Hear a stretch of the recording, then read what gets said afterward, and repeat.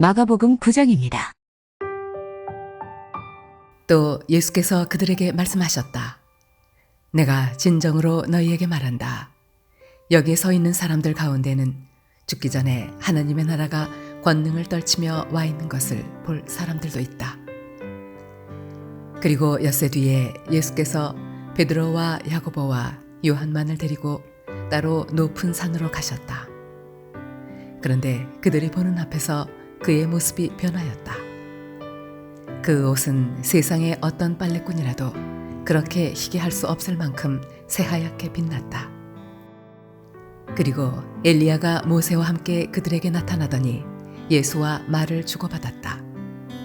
그래서 베드로가 예수께 말하였다. 랍비님, 우리가 여기에 있는 것이 좋겠습니다.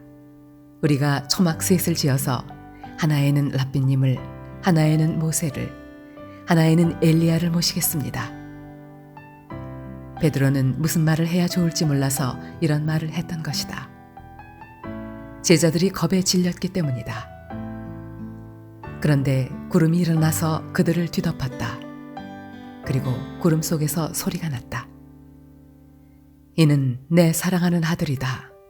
너희는 그의 말을 들어라. 그들이 문득 둘러보았으나 아무도 없고 예수만 그들과 함께 계셨다. 그들이 산에서 내려올 때 예수께서는 그들에게 명하시어 인자가 죽은 사람들 가운데서 살아날 때까지는 본 것을 아무에게도 이야기하지 말라고 하셨다. 그들은 이 말씀을 간직하고 죽은 사람들 가운데서 살아난다는 것이 무슨 뜻인가를 서로 물었다. 그들이 예수께 묻기를 어찌하여 율법학자들은 엘리야가 먼저 와야 한다고 합니까? 하니 예수께서 그들에게 말씀하셨다. 확실히 엘리야가 먼저 와서 모든 것을 회복한다. 그런데 인자가 많은 고난을 받고 멸시를 당할 것이라고 기록한 것은 어찌 된 일이냐? 내가 너희에게 말한다. 엘리야는 이미 왔다. 그런데 그를 두고 기록한 대로 사람들은 그를 함부로 대하였다. 그들이 다른 제자들에게 와서 보니 큰 무리가 그 제자들을 둘러싸고 있고 율법학자들이 그들과 논쟁을 하고 있었다. 온 무리가 곧 예수를 보고서는 몹시 놀라 달려와서 인사하였다. 예수께서 그들에게 물으셨다. 너희는 그들과 무슨 논쟁을 하고 있느냐? 무리 가운데 한 사람이 예수께 대답하였다. 선생님, 내 아들을 선생님께 데려왔습니다. 그 아이는 말을 못하게 하는 귀신이 들려 있습니다. 어디서나 귀신이 아이를 사로잡으면 아이를 거꾸로 때립니다. 그러면 아이는 거품을 흘리며 이를 갈며 몸이 뻣뻣해집니다. 그래서 선생님의 제자들에게 그 귀신을 쫓아내달라고 했으나 그들은 쫓아내지 못했습니다.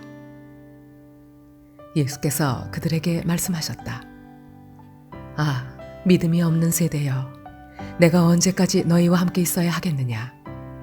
내가 언제까지 너희에게 참아야 하겠느냐? 아이를 내게 데려오너라. 그래서 그들이 아이를 예수께 데려왔다.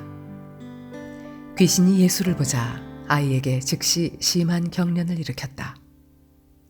아이는 땅에 넘어져서 거품을 흘리면서 뒹굴었다. 예수께서 그 아버지에게 물으셨다.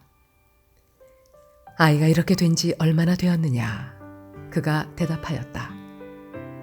어릴 때부터입니다. 귀신이 그 아이를 죽이려고 여러 번 불 속에도 던지고 물 속에도 던졌습니다. 하실 수 있으면 우리를 불쌍히 여기고 도와주십시오. 예수께서 그에게 말씀하셨다. 할 수 있으면이 무슨 말이냐?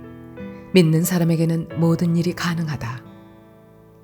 그 아이의 아버지는 큰 소리로 외쳐 말했다. 내가 믿습니다. 믿음 없는 나를 도와주십시오.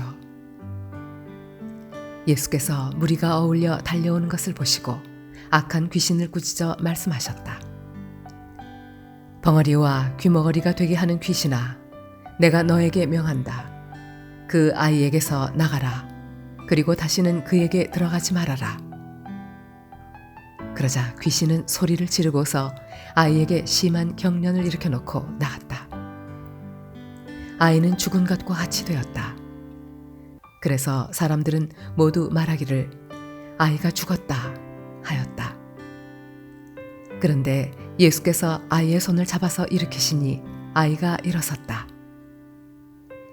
예수께서 집 안으로 들어가시니 제자들이 따로 그에게 물어보았다. 왜 우리는 귀신을 쫓아내지 못했습니까? 예수께서 그들에게 대답하셨다. 이런 부류는 기도로 쫓아내지 않고는 어떤 수로도 쫓아낼 수 없다.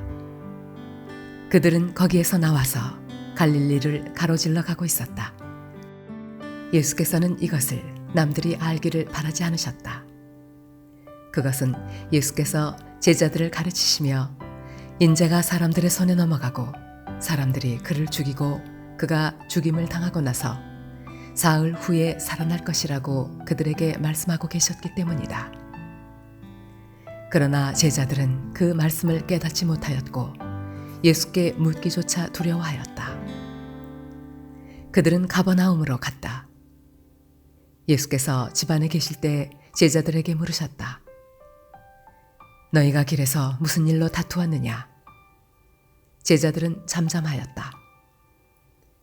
그들은 길에서 누가 가장 큰 사람이냐 하는 것으로 서로 다투었던 것이다. 예수께서 앉으신 다음에 12제자를 불러놓고 그들에게 말씀하셨다. 누구든지 첫째가 되고자 하면 그는 모든 사람의 꼴찌가 되어서 모든 사람을 섬겨야 한다. 그리고 어린이 하나를 데려다가 그들 가운데 세우신 다음에 그를 껴안아 주시고 그들에게 말씀하셨다. 누구든지 내 이름으로 이런 어린이들 가운데 하나를 영접하면 그는 나를 영접하는 것이요. 누구든지 나를 영접하는 사람은 나를 영접하는 것보다 나를 보내신 분을 영접하는 것이다. 요한이 예수께 말하였다. 선생님, 어떤 사람이 선생님의 이름으로 귀신들을 쫓아내는 것을 우리가 보았습니다. 그런데 그 사람은 우리를 따르는 사람이 아니므로 우리는 그가 그런 일을 하지 못하게 막았습니다. 그러나 예수께서는 이렇게 말씀하셨다. 막지 말아라. 내 이름으로 기적을 행하고 나서 쉬 나를 욕할 사람은 아무도 없기 때문이다. 우리를 반대하지 않는 사람은 우리를 지지하는 사람이다. 내가 진정으로 너희에게 말한다. 너희가 그리스도의 사람이라고 해서 너희에게 물 한 잔이라도 주는 사람은 절대로 자기가 받을 상을 잃지 않을 것이다. 또 나를 믿는 이 작은 사람들 가운데서 하나라도 죄짓게 하는 사람은 차라리 그 목에 큰 맷돌을 달고 바다에 빠지는 편이 낫다. 내 손이 너를 죄짓게 하거든 그것을 찍어버려라. 내가 두 손을 가지고 지옥에 곧 그 꺼지지 않는 불 속에 들어가는 것보다 차라리 한 손을 잃은 채로 생명에 들어가는 것이 낫다. 내 발이 너를 죄짓게 하거든 그것을 찍어버려라. 내가 두 발을 가지고 지옥에 들어가는 것보다 차라리 한 발은 잃었으나 생명에 들어가는 것이 낫다. 또 내 눈이 너를 죄짓게 하거든 그것을 빼어버려라. 내가 두 눈을 가지고 지옥에 들어가는 것보다 차라리 한 눈으로 하나님의 나라에 들어가는 것이 낫다. 지옥에서는 그들을 파먹는 구더기들도 죽지 않고 불도 꺼지지 않는다. 모든 사람이 다 소금에 절이듯 불에 절여질 것이다. 소금은 좋은 것이다. 그러나 소금이 짠맛을 잃으면 너희는 무엇으로 그것을 짜게 하겠느냐? 너희는 너희 가운데 소금을 쳐두어서 서로 화목하게 지내어라.